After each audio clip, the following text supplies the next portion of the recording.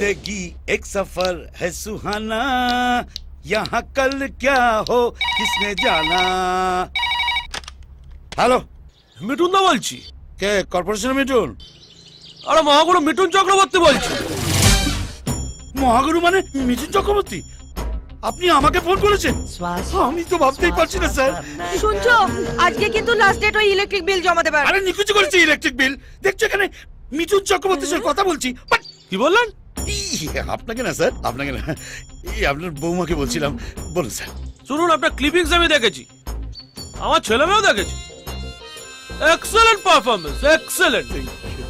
নিমো বলছিল উত্তম কুমার ফিরে এসেছে, কিন্তু ওই দেবরাজের রিয়েলিটি শোয়ে আপনার রোলটা খুব ছোট, আপনাকে ঠিকমতো ইউজ করে। কি বলবো স্যার, বলুন না। ওই ছোট ছোট শিল্পীরা সব বড় বড় পাট পেয়ে করে খাচ্ছে, আমাদেরকে কেউ ফিরেই তাকাচ্ছে না। আমি ঠিক করে যে আমি নিজে একটা রিয়েলিটি শো করব, যেখানে আপনি করবেন মেইন ক্যারেক্টার, আর আমার শোটা ওই শোটার আগে টেলিকাস্ট হবে। প্রাইস মানিও ডাবল, 4 কোটি টাকা। আচ্ছা, আর একটা কথা মাথায় রাখবেন, কাউকে বলবেন না। আমরা ঠিক করেছি আপনাকে এই শোয়ের উইনার করে দেবো। আমার ছেলেরা এক্ষুনি কনসেপ্টে আপনার কাছে পৌঁছচ্ছে। ওকে স্যার, ওকে ওকে ওকে। খাম ऊपर वाला जब देता है तो छप्पर पार के देता है डाले। खोलो। আরে আমার বোতাম চালা, দরজাটা খোলো। বকছো কেন? খুলছি। মাথা মোটা। স্টপিং! এই মেয়ে, বন্ধ করো তোমার নাটকবাজি। হরি, তুমি ওর কথা শুনো না প্লিজ। হরি মাসিমা কে? কে মাসিমা? কে মাসিমা? আমি তোমার কম্পিউটার কম্পিটিটর। কি প্রতিযোগী। আমিও হরিকে ভালোবাসি। আপনার বয়সের কোনো খেয়াল আছে? আপনার লজ্জা করে না? নো লজ্জা, দেয়ার ইজ নো লজ্জা। আপনি- এই বয়সকালের প্রেম। You go outside. ও তো ঠিকই বলছে, তোমার লজ্জা করে না মা? মা, সোনিয়া, সোনিয়া, উনি তোমার মা? হাই এই, হরি। তুই কি করছিস সেখানে? এখানেও নাইলে তো জানতেই পারতাম না যে হরির বয়সে আপনার একটা মেয়ে আছে। তার চেয়ে আপনার মেয়ে যদি হরির সঙ্গে প্রেম করতো তাও না হয় বানা যেত। এক্স্যাক্টলি, আমি তো তখন থেকে এই কথাটাই বলার চেষ্টা করছি। দেখেছেন, আপনার মেয়েও কিন্তু একই কথা বলছে। আপনি জান না, হ্যাঁ মা, তুমি বরং হরিকে আমার জন্য ছেড়ে বাবার কাছে ফিরে যাও। আমি হরিকে ভালোবাসি। এই, তুই কি পাগল হয়ে গেছিস? তুই কি পাগল হয়ে গেছিস? পাগল তো তোমরা দুজনে হয়ে গেছো। একটা সহজ কথা বোঝার চেষ্টা করছি না? আমি হরিকে, হরি আমাকে, আমরা দুজন দুজনকে ভালোবাসি। চুপ!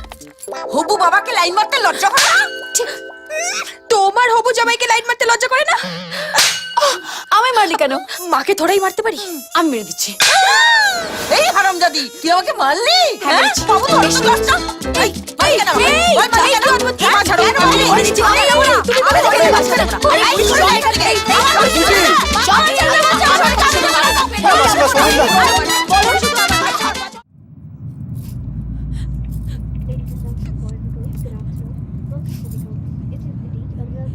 তোমার পরিকল্পনাটা কপাল আমি কিছুই বুঝতে পারলাম না।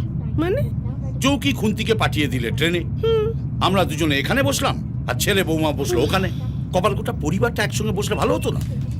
তোমার বাবু সত্যি বয়স হয়ে গিয়েছে। কে বললো কপাল? আমি বলছি কপাল। আমাদের যখন সদ্য বিয়ে হয়েছিল, তখন তুমি তখন কি বলেছিলে? কি বলতে না, চলো না একটু আলাদা যাই, একটু আলাদা বসি, একটু আলাদা খাই। সে তো কপাল এখনো বলতে চাই। আচ্ছা, ছেলেটা সদ্য বিয়ে হয়েছে, বউকে নিয়ে একটু আলাদা বসবে না? Let them enjoy.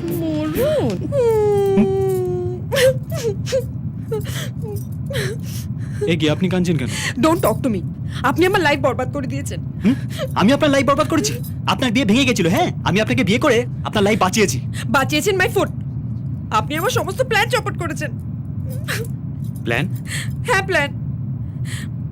বিজয় জুলিকে ভালোবাসে আর আমি ভালোবাসি শানকে, কিন্তু বাবাকে সেটা বলতে পারিনি। কথা ছিল বিজয় বিয়ে করতে আসবে না। আমার যখন বিয়ে ভেঙে যাবে, লগ্ন বয়ে যাবে, ঠিক সেই সময় শান এসে বাবাকে বিয়ের প্রস্তাব দেবে। এই সাবাস, এই ব্যাপক প্ল্যান ছিল তো আপনাদের। তারপর আপনি হলেন নাটের গুরু, নাচতে নাচতে বিয়ে করতে চলে এলেন। এই যে শুনুন, আমি আপনার বউ হয়ে থাকতে পারবো না। হ্যাঁ, এই যে শুনুন, আমি আপনার স্বামী হয়ে থাকতে পারবো না। হ্যাঁ, ছোটবেলা থেকে আমি মন, প্রাণ, প্রেম, ভালোবাসা, শরীরের সব অঙ্গ প্রত্যঙ্গ আমার প্রিয়াঙ্কাকে দিয়ে দিয়েছি। আপনি যেমন শানকে ভালোবাসেন, আমিও প্রিয়াঙ্কাকে ভালোবাসি। তাহলে প্রিয়াঙ্কাকে বিয়ে করার কথা বাবাকে বলেননি কেন? এই আপনি যেমন বলেননি, তেমনি আমিও বলতে পারিনি। বাবার সামনে আমার ভয় হাঁটু কাঁপে। আমি আমার বাবার হার্ট অ্যাটাকের ভয় কিছু বলতে পারিনি। তাহলে আমাকে দোষারোপ করছেন কেন? আপনিও তো কালপিট। একই টেনশনে আমার সব শুকিয়ে গেছে। এরপর যদি প্রিয়াঙ্কা বিয়ের খবরটা জেনে যায়। একে দাদা হ্যাঁ দাদা দাদা এক মিনিট। নমস্কার। নমস্কার। তুই সেই দাদা যে অপূর্বর পেছনে চাকু নিয়ে ঘুরে বেড়াচ্ছিস, তাই তো? কেন রে? কি দোষ করেছে ওরা? আমি কি দোষ করেছে? প্রেম করে বিয়ে করেছে, তাই তো? অনেক বড় ভালো হয়ে গেছে, হ্যাঁ? এই নে, আর করবি? করবি, আর করবি? তাহলে কি করিস তুই? আমি শুধু বুকিং করি। No. না।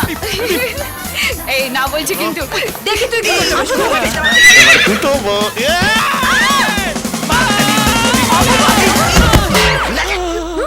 এত তাড়াতাড়ি চলে এলো?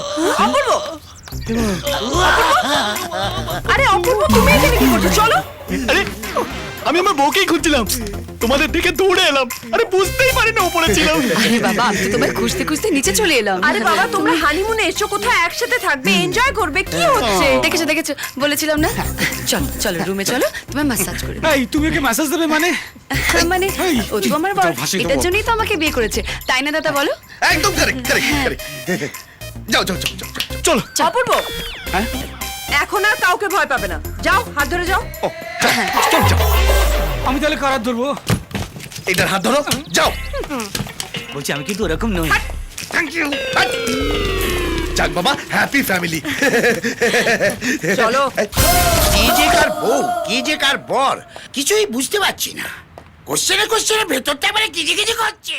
নারীকে তোর আমি শ্বশুর বানাবো, নারীকে তোর আমি শ্বশুর বানাবো, নারীকে তোর আমি শ্বশুর বানাবো।